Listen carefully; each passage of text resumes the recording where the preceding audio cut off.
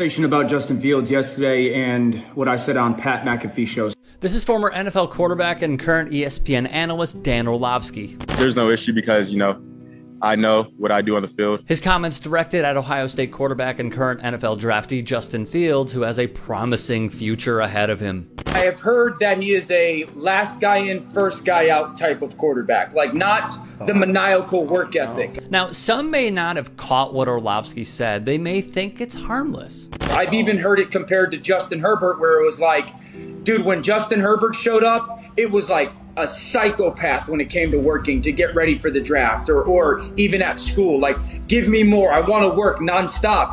Those who hear this and have no problem with it are the problem. Justin, you're in. This is the man who Orlovsky praised for being a bookworm and student of the game. But Justin Fields? I've heard that there are some questions with Justin Fields' work ethic. Now, the reason this stinks is because it's an old trope from the media, which runs predominantly white, critiquing black athletes. The second thing is, how do I phrase this the right way? Where is his desire to go be a great quarterback? What's good, everybody? It's your boy Karma. Be back with another video. This video is self-explanatory, man. I know as you seen the clip that I started the video off with Dan Orlovsky and his comments about quarterback Justin Fields, man. I just think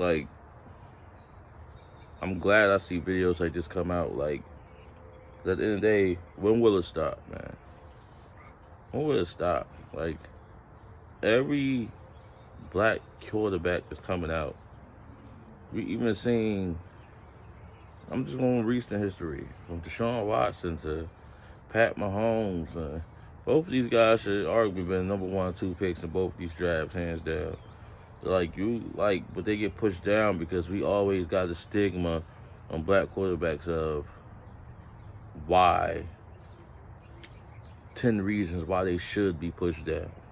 We always got, he's not a hard worker, he's the last, as you heard him say, last person in the building, first person out type of guy. How you know that? How you know that? Dan Orlovsky is it's blatant. He a fraud, bro. He a fraud. Just the same man that we all sat and watched how Carson Wentz was playing and leading the league in turnovers and being terrible.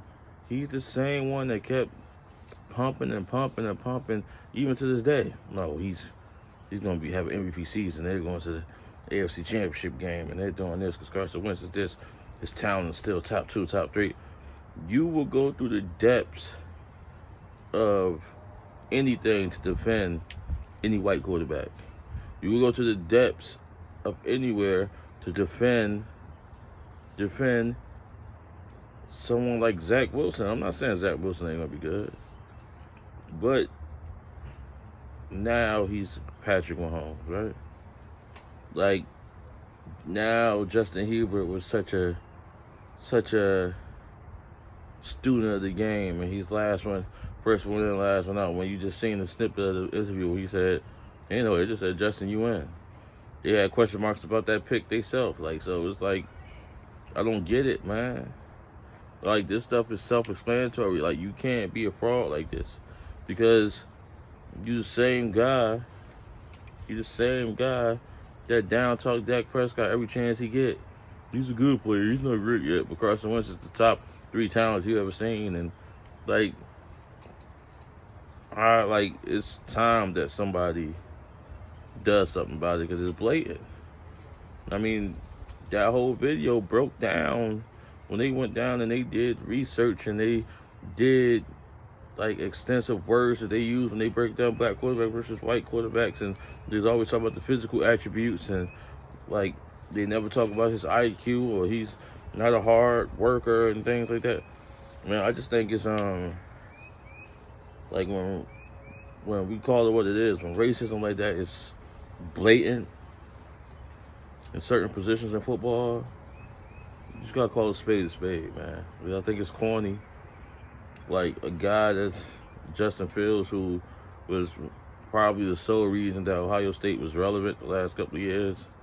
I watched this guy play games this year when he missing 3/4 of his offensive line, and they trying to figure out how he gonna drop back and throw and still dominate games. Like, does he have a couple of flaws? Maybe, yes. What quarterback don't? Don't say, like, I just watched a whole breakdown video about Zach Wilson, about how he always stole late over the middle and he struggles when anticipation throws. We're not pumping that narrative out here. I don't see his stock falling in the draft. All I hear is he guaranteed going 2 or 3. Trevor Lawrence is guaranteed to go on number 1. Like, I just think it's corny, man. And I just had to speak on it, man. I think it's corny. Like, when are we gonna level the playing field, man? At the end of the day, more than half the black quarterback is on the rise, whether you like it or not. Okay? People want quarterbacks that can run now, that you can run, you can stretch the field, you can make my offense more dynamic. They don't want just the statues no more. And we strive. I feel like every year we search harder and harder to find somebody that we could elevate. Like, I hear people talk about Trey Lance, but Trey Lance didn't go from, he's from the same college as Carson Wentz. He didn't go from, okay, he might be a good prospect, to, oh yeah, so-and-so trading up, they're going to take him at number 2. That don't happen for black quarterbacks. You know what I mean? I just think we need to see a change, man. That's my quick thoughts. Always remember to like and subscribe. It's your boy Kama. Salute.